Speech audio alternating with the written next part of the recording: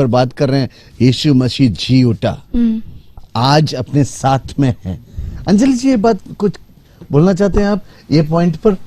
हाँ, मैं यही बात आपको बताना चाहती हूँ। जैसे आपने बोला यीशु मसीह हमारे साथ है क्योंकि वो जीवित है, और यही बात यीशु मसीह को सबसे अलग बनाती है कि आप किसी भी, आज तक आपने देखा नहीं होगा कि कोई आपके लिए जान दे दे। बोलते तो बहुत से हैं कि ऐसी मोहब्बत है कि हम तो जान दे देंगे, लेकिन क्या हकीकत में किसी ने जान दी? वो भी इस तरह से जान, इतनी आपने अभी देखा है कि कितने परेशानियों से, कितना अपमान सहते हुए और कष्ट सहते हुए यीशु मसीह ने आपके और मेरे लिए जान दी। लेकिन उसके बाद दुगनी खुशी क्या है कि यीशु मसीह जिंदा भी हो गए, जो आप कहीं नहीं देखेंगे। केवल एकमात्र खाली जो कब्र है वो किसकी है? यीशु मसीह की। बाकी चाहे वो कितने ही बड़े बड़े महान लोग हुए, कितने भी आप उनकी पूजा पाठ करते, बहुत से लोग, लेकिन हर एक को आप देखेंगे समाधि है, मकबरा है, जगहें हैं जहां उनके लाश को रखा गया है। लेकिन आप आज तक यीशु मसीह की कब्र को अगर जाके देखें तो वहां क्या लिखा है? खाली है, वेकेंट, यहाँ खाली है, क्योंकि यीशु मसीह जीवित हो चुके हैं। और कहाँ है? खुदा बाप के पास, खुदा के दाहिनी ओर हैं। और न केवल वहाँ, बल्कि आज आपके और हमारे सबके बीच में भी हैं, आपके दिलों में भी हैं। और यीशु मसीह सचमुच जिंदा जो हैं, उनकी जिंदगी की खुशी को अगर हम समझ लें तो वही हमारे लिए पुनरुत्थान का दिन हर दिन है, न केवल ईस्टर के दिन, न केवल आज के दिन, बल्कि हमेशा और हर लम्हा हम उसकी खुशी को मना सकते हैं। ये बात बढ़िया कही आपने, हर लम्हा यीशु अपने साथ साथ है। जी हाँ। आप कुछ गवाही के साथ बोल सकते हैं कि यीशु ये फलाना दिन मर गया और फलाना दिन जी उठा?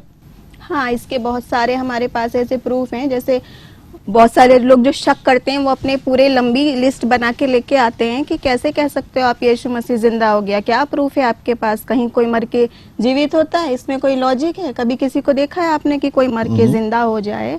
तो वो तरह तरह की अपनी बातें लाते हैं, जैसे कि यीशु मसीह के शागिर्द उनको चुरा के ले गए, या वो यीशु मसीह मरे ही नहीं थे, वो सिर्फ थोड़ा सा बेहोश हो गए थे और बाद में ऐसी ऐसी बातें, या हम शक्ल था कोई मसीह का, ऐसी बातें वो लोग बोलते हैं जो अपने शक लाते। लेकिन हमारे पास प्रूफ क्या है? पहला तो वो रोमन मोहर लगी हुई थी वहां पर, जिसको तोड़ा गया, और इतना बड़ा पत्थर जो था कब्र के बाहर जिसे हटाया गया, उसको कौन हटा सकता है? अगर वहां पे इतने पहरेदार थे, इतने रोमन सिपाही थे, अगर उसके शागिर्द उसको चुराने के लिए आते और इतना बड़ा पत्थर हटाते, तो क्या पता नहीं चलता पहरेदारों को? आवाज नहीं होती, ना कोई बात होती, तो ये संभव नहीं था।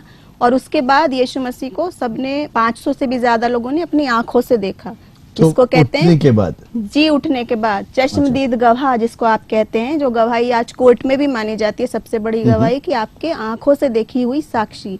न केवल देखा, लेकिन थॉमस ने, जो थोमा उनके शागिर्दों में से एक थे, उन्होंने तो अपने हाथ मसीह के हाथों में डाल के, छू के देखा है और अपनी गवाही दी है कि मैं तब तक यकीन नहीं करूंगा जब तक छू नहीं लूंगा, जब तक देख नहीं लूंगा।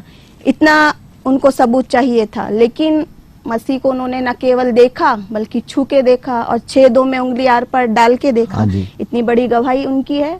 तो अगर आप फिर भी यकीन नहीं करते, बहुत से लोग, कि ये तो बाइबल में लिखा है, चलो आप तब भी नहीं मानते, तो सबसे बड़ी, अगर आप चाहते हैं उसको देखना, तो सबसे बड़ी बात क्या है? आप खुद उसको महसूस करके खुद आप प्रार्थना में जाएं और कहें और सचमुच में उसको महसूस करें कि आप उसकी जीवन की सच्चाई को